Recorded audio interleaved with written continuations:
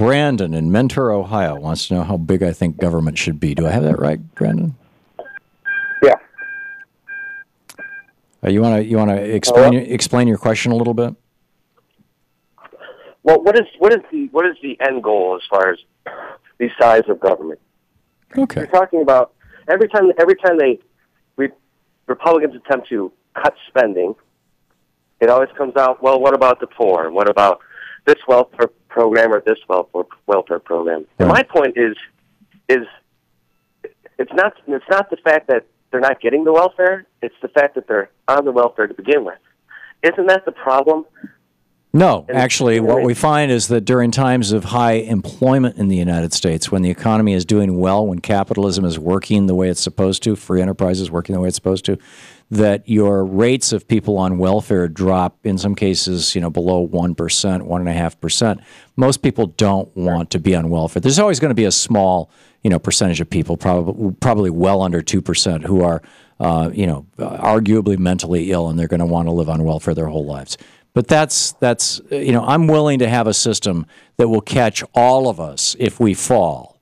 If when the occasional cycles of capitalism cause the crashes, and they do. I mean, this is just, it's built into the system. Adam Smith wrote about it. It's just been, any economist will tell you this.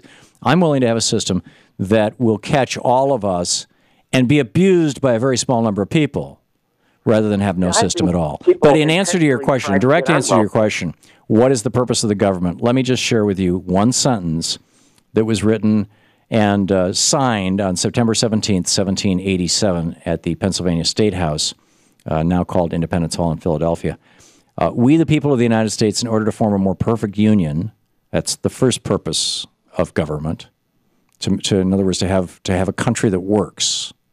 Establish justice, the second purpose of government. Make sure that everybody has equal access to the courts and that we live in a just nation.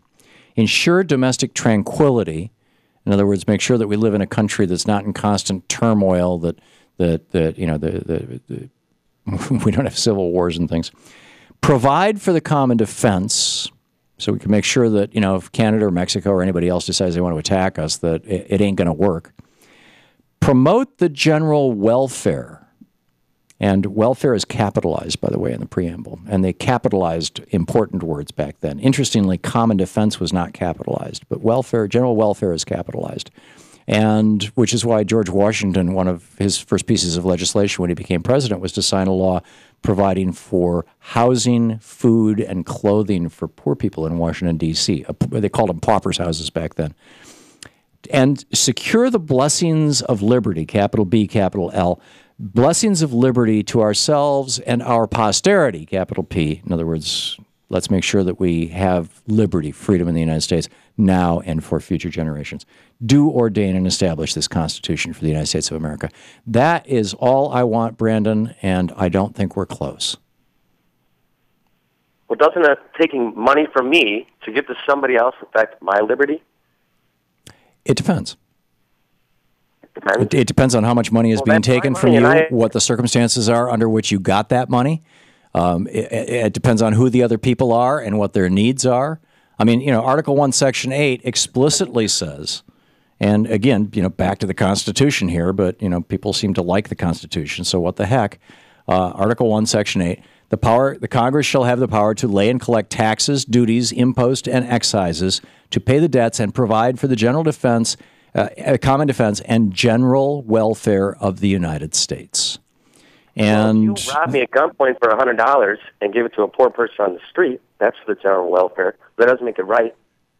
Well, I don't see anywhere in the Constitution where it says that anybody can rob you for $100 and give it to a poor person. Are you suggesting that taxation is illegal? I just read you the article of, Article 1, Section 8, Sentence 1 of the Constitution gives Congress the power to raise taxes. Right. Okay. So taxes are illegal, but they are a necessity, but they're all evil. It's just a necessity. Why are taxes evil? Do you want to live in a country where there's no government? No, I want to live in a country that's free.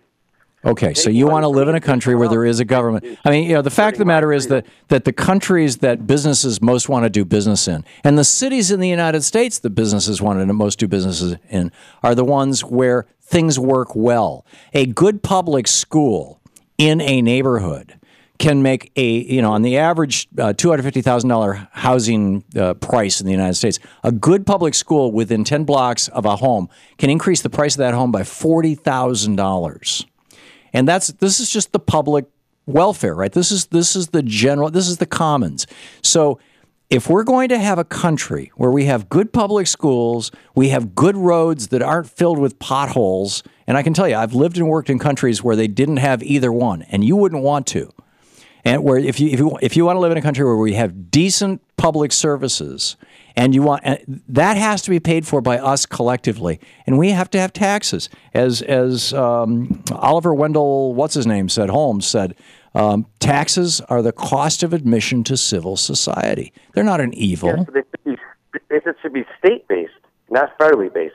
You were talking about how businesses attempt to influence senators, to pass bills for whatever reason. No, to increase the profits of the businesses. It's never for whatever reason. It's always to increase the profits of the business. The problem is that the government is too large in that aspect because No, our government is not big enough. Our government is not big enough to stop the big media corporations from basically deciding what we are and are not going to hear about. Our government is not big enough to stop our pharmaceutical industry from charging us in the United States 4 to 7 times more for the exact same pharmaceuticals manufactured by the exact same companies, in many cases manufactured in China or in Canada or in Switzerland, than any other country in the world. Our government is not big enough to prevent giant corporations from squashing like a bug small businesses. No, our government is not big enough in the United States, Brandon. It's not that it's too big. It's not big enough. Our government is 21% of GDP. Canada's is 50%. You're listening to the Thom Hartmann Program. Visit ThomHartmann.com for audio and video archives. And in Canada, they still have small businesses. Surprise!